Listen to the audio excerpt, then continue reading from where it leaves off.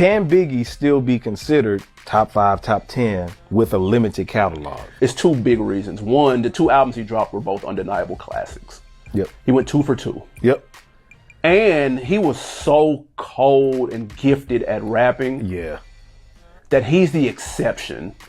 Okay. The rule is normally, just like we're talking about with Andre, catalog isn't deep enough. That's the rule. Biggie's the exception. I was listening to some Biggie shit the other day, and if a nigga said that, if he said what he said in 98, To 90, 2025? if he said it yesterday, I'd be like, damn, Wordplay, it's stupid. rappers of today can't fuck with Biggie. Yeah, that's what I'm saying. That's why he's the exception. And I always go to Notorious Thugs. Yeah. The way he got on that beat and Flip the flow. that verse has been sampled so Yes. many times from other artists and making other songs from it and stuff Facts. like that.